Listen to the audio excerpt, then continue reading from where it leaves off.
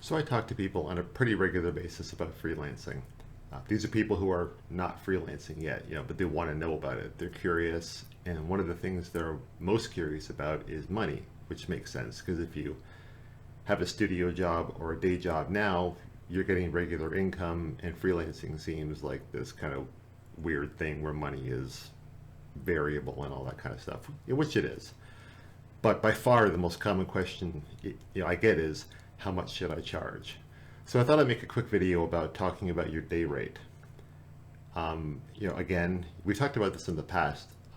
Specific numbers aren't going to help you, I don't think, because the answer to that varies so widely depending on your experience level and what kind of thing you want to get into, what style of art, what type of game, how many games you've shipped, how many years of experience you have, blah, blah, blah.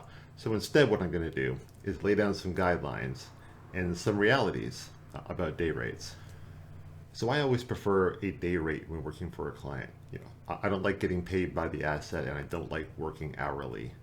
I prefer a simple contract that says for so many hours a week, I'll get so many dollars. That way I can optimize those hours in the best way that gives the client the most value for the money. Because as a professional, I should be able to figure out how to best use my time to maximize my output. It also gives both sides of the equation more freedom because they have the ability to redirect me to something else, if they feel that this is now not as important as something else that just cropped up or whatever. So it basically works like a pool of time that they can have me spend however they see fit. And that's just much more flexible than working off of a spreadsheet of asset names or whatever. So the specific dollar amount, this is always the trickiest part of this question. What I'll lead with is this. You cost more than employees working inside the studio for a number of reasons. Now, I'm an American, so this is the perspective that I come from, but you don't have a HR department, and you don't have healthcare provided, and you don't have an IT department. You don't have any of those things that are automated for studio employees, or included, I guess, for studio employees. You're a one-person show. So if anything happens, the costs fall on your shoulders. If your computer breaks, it's your problem. If the internet cost goes up, it's your problem. If healthcare skyrockets, it's your problem. If anything happens, it's on you and it's your problem. So you need to choose your day rate accordingly.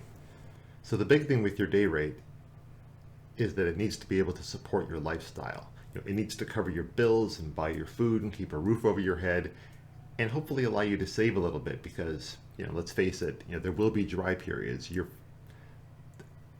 That's just the life of a freelancer, right? You will have periods where you don't have as much client work now as you did then, and there's less money coming in and that kind of stuff. So that kind of variability is not viable without something saved to back you up. So if you do the math, and for whatever reason you determine that the day rate you've landed on is too high, you can attack it from the other side because there's two sides here. There's income and there's costs. So either you can get the income up or get the costs down, or do both, ideally.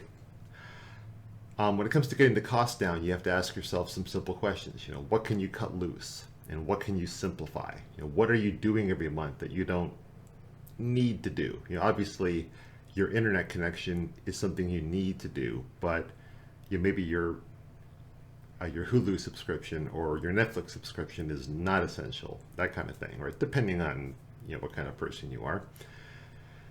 So there's simple things like you can, if your rent is absurd, you can get a roommate. If the area you live in is ridiculously costly to be in, maybe you can relocate. You're a freelancer, right? You have that ability. If your food budget is crazy, can you cook at home more than eating out at restaurants? I hate saying this stuff because it sounds like the stuff you find in every finance book, but it really is true. It's a candle with two ends. And to build a solid freelancing business, you will have to consider both ends. And your day rate is part of that equation, but your burn rate, which is your monthly costs, is the other part of it. So to summarize that, I guess I would say more income is always great, But remember that cutting costs has the same net effect on the bottom line. So I would like to stress the importance of not lowballing jobs when you're trying to bid them, and don't work for super low day rates. Yeah, this may feel like the path to winning when you're starting out, but ultimately it's a bad idea. Remember that prices can always come down, but they very rarely can go back up. So once you agree to a lowball rate with a client, that's going to be your rate for some time to come. So you go too low and score the job and you'll be stuck. I'm not perfect and I speak from experience here. Agreeing too low on your rate makes working for that project a chore. You just want it to be over with, and it sort of saps the joy out of something that should be awesome. You're working at home, you're doing what you want to do, but you're not making any money. So resist the urge to undersell yourself. In the long run, it's not going to be worth it. You'll be another one of those artists who complains about how freelance is too hard. You're slammed with work, and you can barely eat or sleep, and you still can't make ends meet. So in other words, you aren't charging enough. Your clients are happy to underpay you, and that's not a knock against them. That's just the reality of business, right? If you can get a good artist at a bargain rate, why wouldn't you? So it's up to you to make the arrangement work for both sides. Respect and defend your day rate, and you'll enjoy freelancing a lot more. Now, just as important as picking a day rate is initially, you need to remember to raise that rate over time.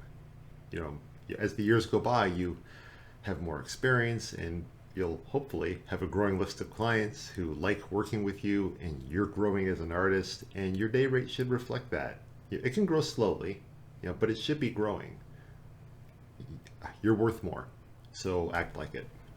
So I guess that's all I have to say on that topic for now. If you have other questions about rates or money or whatever, leave them down in the comments so I or someone else can help you.